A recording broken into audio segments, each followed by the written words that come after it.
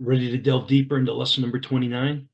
Now, the meaning of the message of chapter 17 is just shrouded in antiquity. Now, John usually explains his imagery, but no explanation is forthcoming. And this makes me suspect that it was readily understandable to the original recipients. I mean, after all, nonsense doesn't survive the centuries.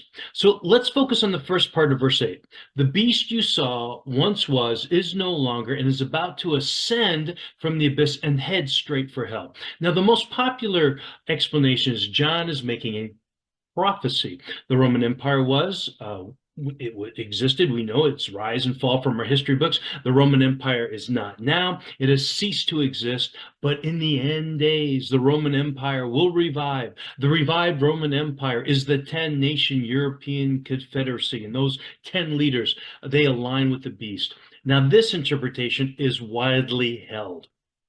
Some interpreters find the solution to the mystery in Daniel chapter 2 with Daniel's vision of these progressive world empires culminating in Rome.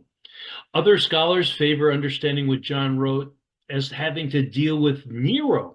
Now, in popular thinking, Nero was the emperor, but Nero was no longer the emperor, having committed suicide, and with the thought that Nero was coming again to re-exert his dominance over the empire. Now, this view was common among Christians, I think, during the next 4 centuries. If there is a historical connection, more likely John is referring to the persecution of believers while Nero reigned.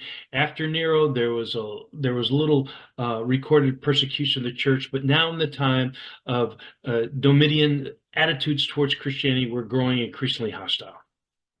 Now, for me, the most reasonable explanation is this balancing of the scales to build tension and anticipation. The beast was, is not, rises out of the abyss, and is again, sounds a whole lot like Jesus, who was and is to come. Now, of course, there are many different opinions. We've just shared some. One thing we can be sure of, though, is John's beast is the Roman Empire. The original readers would have found hope and hope's encouragement in the proclamation that in a short while the beast would be no more, and that message is as encouraging now as it was then.